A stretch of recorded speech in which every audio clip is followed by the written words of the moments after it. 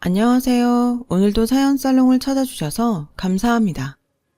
저는 50대 후반의 여성이에요. 딸 하나, 아들 하나를 뒀고 제 직업도 갖고 있어요.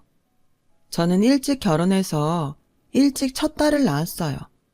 사실 딸아이를 결혼 전에 가졌거든요. 아이가 생기고 나니 걱정은 됐지만 낳아야 한다는 의무감이 컸어요.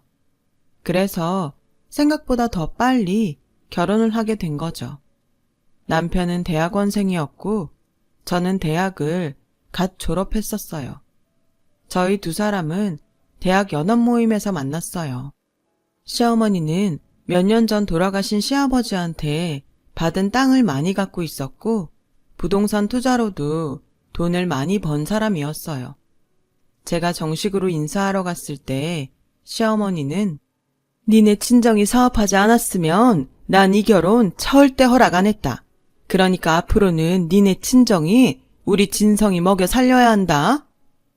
라며 너무 당당하게 요구하니 저도 모르게 오히려 기가 죽었어요. 또 제가 젊었을 때만 해도 혼전 임신을 하면 남자보다는 여자가 더 눈총을 받았거든요. 그래서 저도 남들 눈치를 많이 봤던 것 같아요.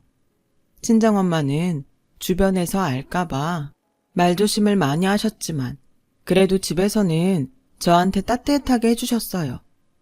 네가 아이를 낳겠다고 결심했으니까 엄마는 네 뜻 따라갈게. 결혼해서 아이 낳고 잘 살면 니네 시어머니도 뭐라고 못할 거야. 엄마, 내 편이 되어줘서 정말 고마워. 엄마 생각해서라도 잘 살게. 그렇게 저희는 결혼을 했고 신혼생활을 시작했어요. 그런데 시어머니는 정말 돈을 한 푼도 안 보내더라고요. 결혼 전 저한테 했던 말이 빈말이 아니었던 거죠. 남편은 공부하느라 아직 경제적 능력이 없었고 저도 임신을 해서 어디 취직하기가 쉽지 않았어요. 결국 저와 남편의 생활은 친정에서 책임지게 되었어요. 몇 달 동안이나 시댁에서 남편 학비조차 보내지 않고 친정에서만 저희에게 돈을 보내자 저는 화가 나더라고요. 어머니 진짜 당신 학비도 우리 집에서 대라고 하는 건 아니지? 등록금은 낼 때 되면 보내주시는 거지?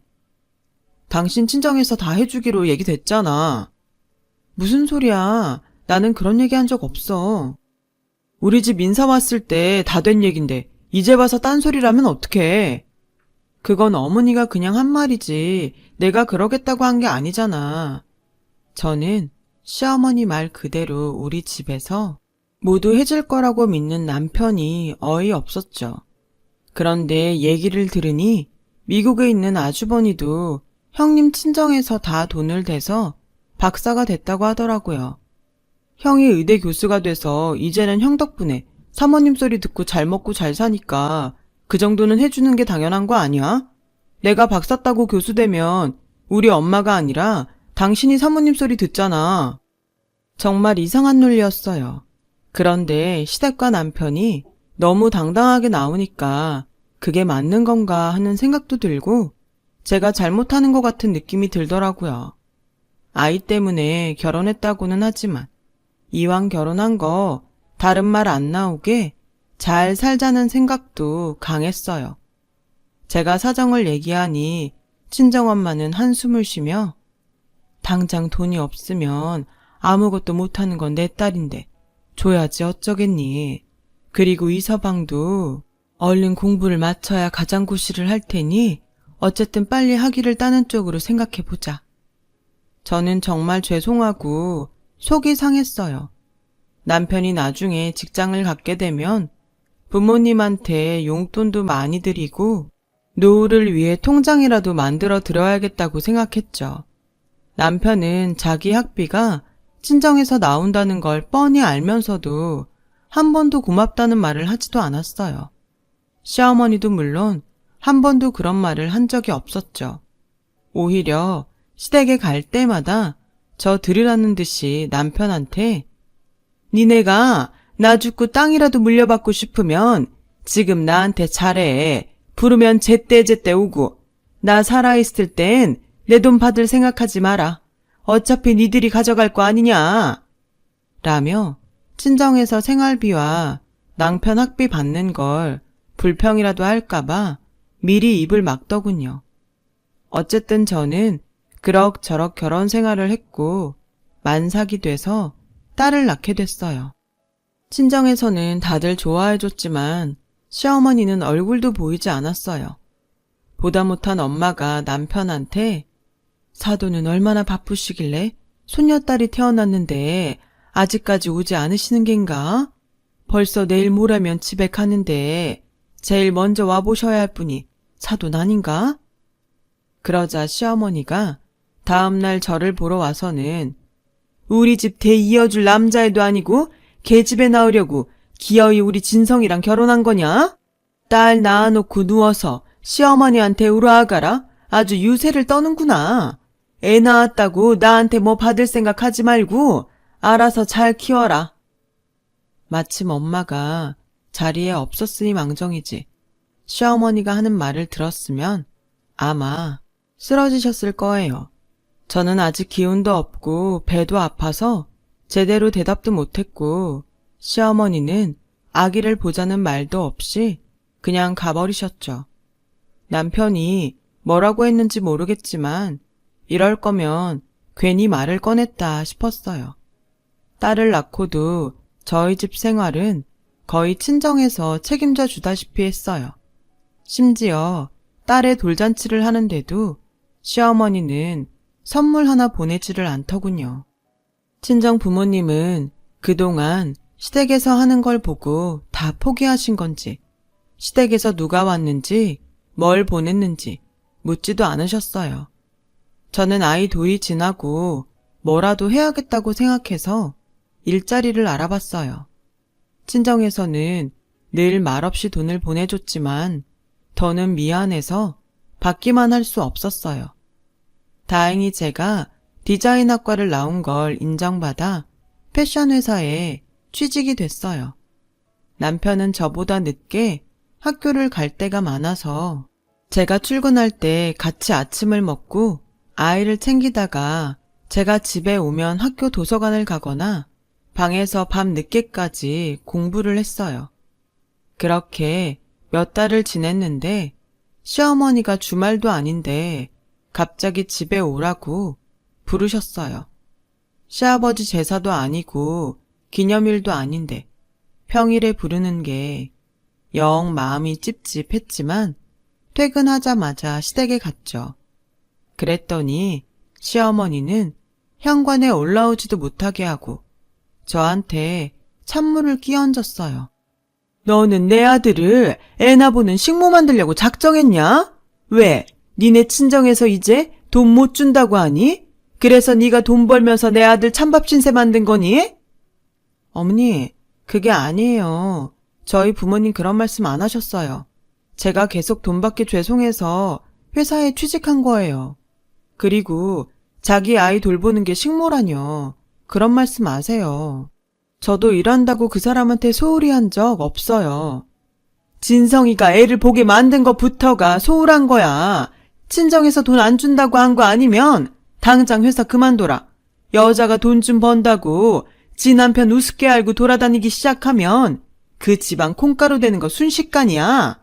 막말로 돈이 없으면 맹물 끓여서 된장 멀겋게 풀어서 먹으면 될 일이지. 니네 수준에 맞게 살아.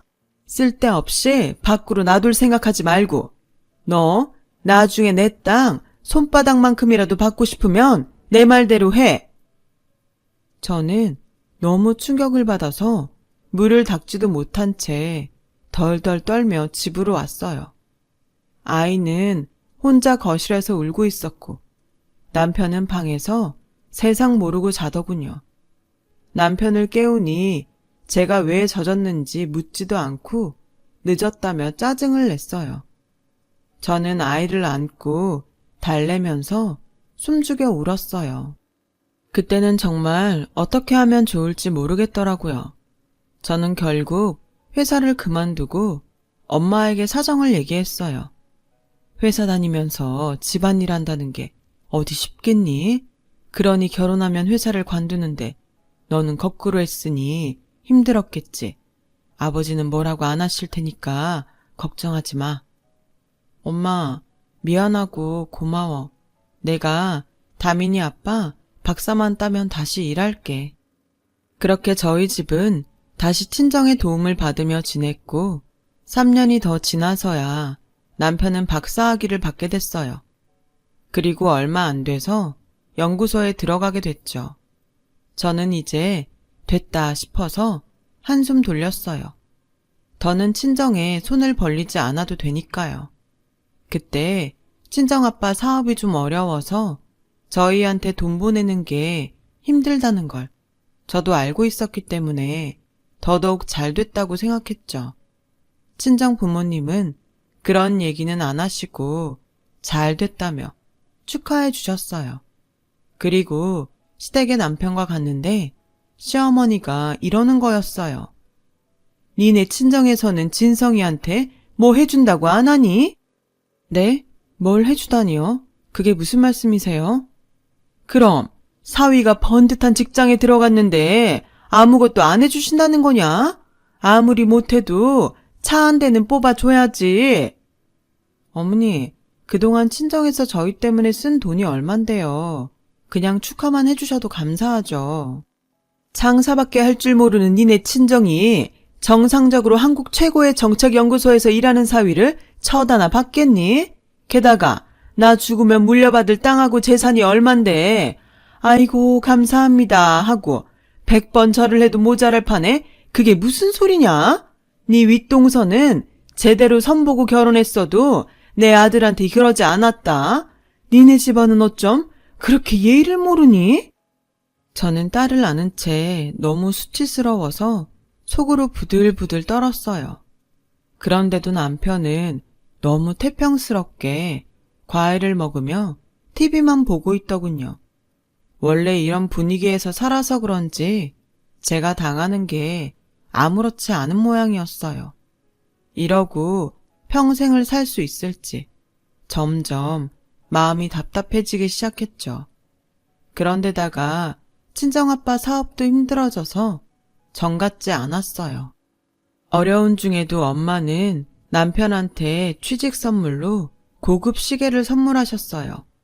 남편은 선물을 받을 때도 건성으로 고맙다고 목례만 하더니 시계를 차고 다니지 않았어요. 여보, 왜 엄마가 사준 시계 안 차고 다녀? 그거 나만 국산이라 창피하다고. 다들 제일 비싼 외제 시계로 시간 보는데 나만 국산 보고 있으면 모양 빠지잖아. 그래도 엄마가 당신 생각해서 사준 건데 좀 차고 다니지. 남들이야 뭐라고 하건 당신만 좋으면 된 거잖아. 나도 싫다고. 촌스러운 국산 시계는 됐다고. 장모님 좀 센스가 없는 거 아니야? 지금 그게 어른한테 할 소리야? 저는 그날 남편하고 크게 싸웠어요. 그동안 시어머니한테 받았던 서름까지 겹쳐서 폭발했던 것 같아요.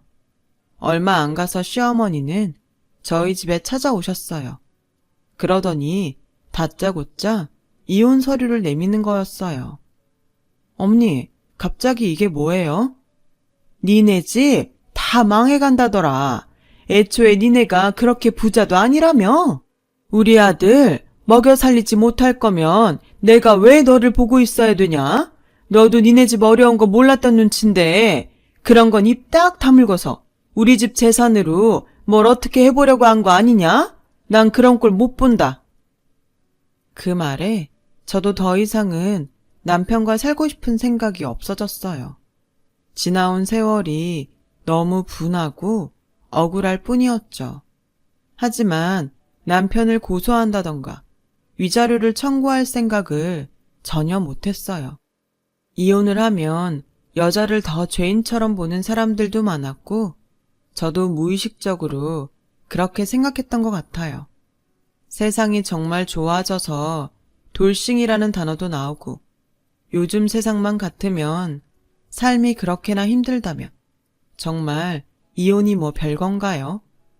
저는 친정의 경제 사정을 솔직하게 말하지 않고 남편 덕을 보려고 했다는 시어머니 억지와 함께 거의 쫓겨나듯 아이와 함께 그 집을 나왔어요. 남편은 연구소가 바쁘다고 저희가 나가는데 들여다보지도 않고 전화 한 통 하지 않았죠. 저는 아이 앞에서 울지 않으려고 이를 악물었어요. 친정에 오니 아버지는 어음을 해결하려고 백방으로 애를 쓰고 있었고 엄마도 갖고 있던 반지며 목걸이며 값이 나가는 걸 전부 처분하는 중이었어요. 저는 일단 되는 대로 동대문에서 옷을 디자인하는 일을 시작하게 됐어요. 애를 키우다 온 이혼녀를 받아주는 번듯한 회사가 없었거든요. 그렇게 바쁘게 살다 보니 시댁에 당했던 일 때문에 열내는 것도 잊어버렸죠. 저는 최선을 다해 디자인 하나하나 신경을 썼고 그 덕분인지 제가 만든 옷이 어느 순간부터 잘 팔리더군요. 제 노력이 보상받는 것 같아서 너무 흐뭇했어요. 저와 부모님은 딸아이가 집이 어렵다는 걸 알아채지 못하게 해줄 수 있는 건 다 해주면서 키웠어요. 그렇게 몇 년이 지나자 저희 아버지의 노력을 좋게 본 투자자가 아빠 회사에 크게 투자를 하게 됐고 아버지 사업은 다시 자리를 잡았어요. 그뿐 아니라 아버지는 제가 일하던 것과 손을 잡고 의류 사업도 시작해서 동남아로 옷을 수출하기 시작했어요. 저는 그 무렵 제 디자인의 법적 보호를 담당하는 변호사와 만나게 되었죠. 알고 보니 그 사람도 이혼을 했더라고요. 저희는 서로의 사정을 잘 이해했고 그러다 보니 자연스럽게 만남으로 이어졌고요. 그리고 얼마 후에 결혼을 하기로 했죠. 저는 중학생인 딸이 상처를 받을까봐 걱정했어요. 하지만 딸은 저보다 더 큰 것 같더라고요. 오히려 저보고 잘 됐다고 나는 엄마가 나쁜 일은 다 잊어버리고 지금보다 더 행복해졌으면 좋겠어. 나쁜 일이라니 엄마 그런 거 없어. 아주 어릴 적이라서 다 기억은 안 나지만 할머니랑 아빠가 엄마 힘들게 했던 거 나도 다 알아. 라며 저한테 폭 안기더군요. 저는 딸의 마음이 고맙기도 하고 그동안 제 앞에서 밝은 모습만 보여준 게 너무 딱해서 눈물을 흘렸어요. 그렇게 재혼을 하고 2년이 지나 저는 아들을 낳게 됐어요. 그 사이 아버지 회사도 더 탄탄해졌고 저는 아버지와 함께 하던 의류 사업을 혼자 하게 됐어요. 아버지가 따로 떼서 저에게 맡기신 거죠. 남편은 큰 법무법인으로 직장을 옮겼고 딸은 남편의 영향을 받아 변호사를 목표로 열심히 공부를 했어요. 저는 수출뿐만 아니라 국내에도 시장을 넓히기 위해 회사 건물을 짓기로 했어요. 그때는 사무실도 여기저기 흩어져 있었고 샘플을 만들어 오는 디자이너 작업실도 멀리 떨어져 있어서 여러 가지로 불편했거든요. 큰 건물은 아니어도 다 같이 모여 있는 게 훨씬 효율적일 거라고 판단했죠. 그렇게 건물 부지를 찾다가 금매로 나온 땅이 있다길래 봤더니 크지는 않아도 저희 회사가 들어서기에는 적당한 곳을 찾았어요. 거기에는 아담하게 건물도 한 채 있어서 리모델링만 하면 되겠다 싶었어요. 저는 남편과 의논한 후 그 땅을 다시 보러 가기로 했어요. 그랬더니 부동산에서는 땅 주인이 웬만하면 바로 계약을 했으면 좋겠다고 했다더군요. 부동산 중개사는 저희가 간 날 땅 주인이 온다고 했다며 조금만 기다려달라고 하더군요. 그렇게 30분 정도를 있다가 자리에서 일어났어요. 저희가 바빠서 더 이상 기다릴 수가 없는데요. 오늘 한 번 더 보고 결정하게 그냥 보여만 주세요. 라고 하는데 누가 급하게 들어오더군요.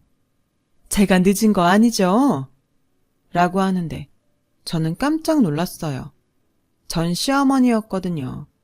시어머니도 저를 알아보더니 놀라서 거의 뒤로 넘어질 뻔하더라고요. 네가 여기 무슨 일이냐? 라는데 중개사가 땅 살 사람이라고 하니까 입을 못 다물더군요. 저는 남편 보고 가자고 하면서 더 볼 것도 없겠는데요. 그냥 없던 일로 하겠습니다. 중개사는 갑자기 왜 그러냐며 저를 붙잡으려고 했지만 저는 단호하게 뿌리치고 부동산에서 나왔어요. 아무리 조건이 좋고 시세보다 저렴해도 시어머니가 갖고 있던 땅은 싫었어요.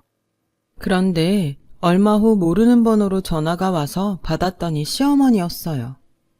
내가 그동안 다민이 보고 싶어도 말을 안 하고 있었는데 이제 좀 만나야 될 것 같다. 이제 와서 왜요? 전에는 아들이 아니라고 거들떠 보지도 않으셨잖아요. 그런 말이 어딨냐? 내 손녀인데 왜 안 보고 싶겠어? 저는 고민이 됐어요. 저한테는 원수보다 못한 사람이지만 딸한테는 친할머니였으니까요.